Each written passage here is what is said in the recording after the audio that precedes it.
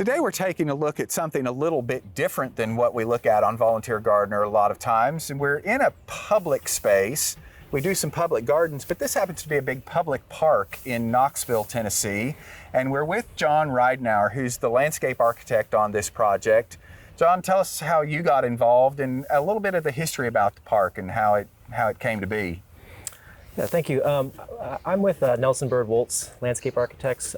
Thomas Woltz is our principal and owner, and we've been involved in the park and the master planning process for the park for about 5 or 6 years now. Yeah. And the park itself, historically, it was a mental health institute all the way back from the late 19th century. Right. And it closed, the official closing of the facility happened in the late 90s, early 2000s. And it's 185 acres in a glorious space and site, right, with views of the Tennessee River and the mountains beyond. So it's really a kind of a gem and a really important park to the citizens of Knoxville. When we started, there were actually a number of buildings, outbuildings from the historic hospital. Right. There were buildings all throughout the park, and you see footprints in the topography of where these buildings used to be. So we're slowly erasing that kind of history of those specific buildings. But the historic buildings, this was the administration building to the larger complex in the late 19th century, and with historic character and charm. So the building occupies the highest point of the site and looks directly at the river and the mountains beyond. And there's this very distinct axis from the center of the building all the way to the river. And what we've done here as part of the master plan, and are continuing to do currently with additional construction going on, is looking at civic scale gestures that make sense with the topography and the views of the site. And that's what this initial phase that we were involved in represents. It's a massive esplanade from one end to the other, an arcing esplanade that is kind of at the scale of the site and the building as well. Right. So as a landscape architect on a site this size, you have to take into consideration what fits on the property, the same way that you do in a residential setting, but on a much usually smaller scale. Right. At 185 acres, we're kind of working at that scale. Also working at the scale of public use. Right. And the Lakeshore Park Conservancy, our client, wanted this space to occupy or to be able to have relatively decent sized events. Sure. So there have been weddings here with more than 500 people. Wow. This space specifically, this plaza, is sized for tenting events, cocktail receptions, etc. But also just at the scale of the site. Great. Well, I'd love to walk around a little bit and take a look at some of the other things you've done. Sure. So planting in public spaces is a little bit different also, and you have to think about the usage of the space and the fact that there are, it is open to the public, there are going to be people around all the time, and then how the space transitions into the future. Tell us a little bit about how you go through that process.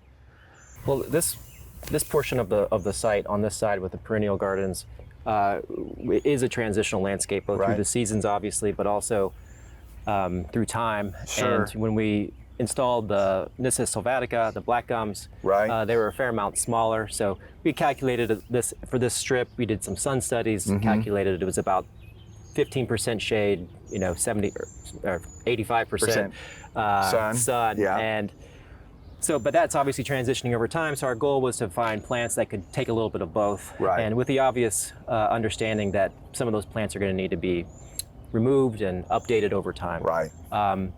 Certain species such as the Amsonia blue ice and the Carex cherokeyensis kind of can really move in both directions quite easily. For sun or shade. Exactly.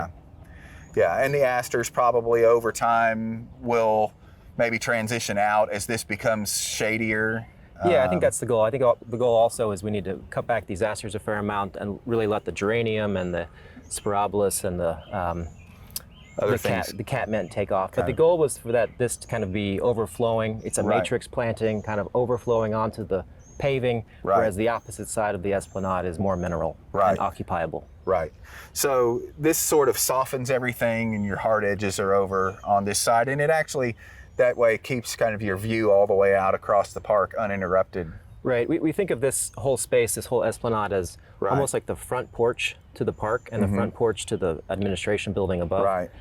So thicker, denser on the backside with benches kind of set within that planting with views outward. Yeah.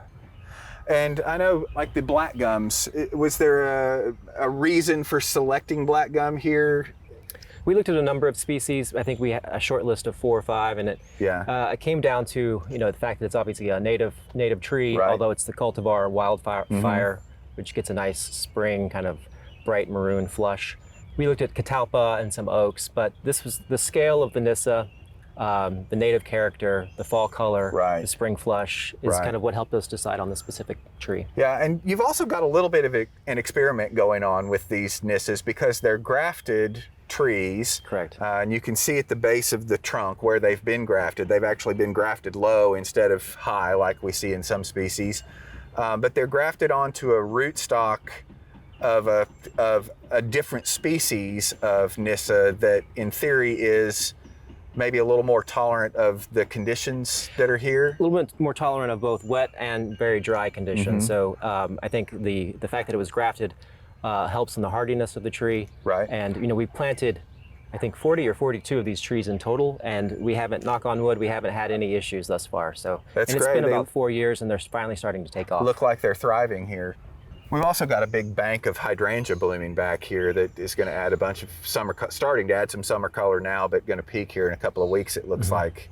Specific variety on this one? This is Little Lime. Little Lime. So one of the paniculatas. Correct. Again, a good, tough, heat tolerant, drought tolerant hydrangea. Yeah, it's a client favorite. Yeah. It's also, it's thick and full and blooms for a long period of time, and it just has amazing flower heads throughout the fall and right, because they winter. transition all the way through several seasons. So this is a multi-season interest plant. And we usually leave those heads on throughout the even spring through the as winter. well. Yeah, so you get that architectural form. As the park itself transitions, as these beds transitions, what's the future for Lakeshore Park? Well, we're working on, we did a master plan in 2017, 2018, and working on the next phase of that currently in the park, in the southern half of the park, which is focused on ball fields and recreation and playgrounds. And so that will be finished. The work is happening now. That will be finished in spring of 24. And then there are other portions of the park that we're starting to initiate design on currently. So it's a long effort. We've been at it for 5 years, and it'll probably be at least another 5 moving forward. Wow.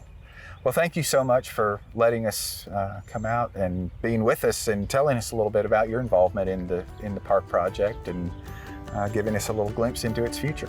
Great. Thanks so much for coming to Lakeshore. Thank you. For inspiring garden tours, growing tips, and garden projects, visit our website at volunteergardener.org or on YouTube at the Volunteer Gardener channel, and like us on Facebook.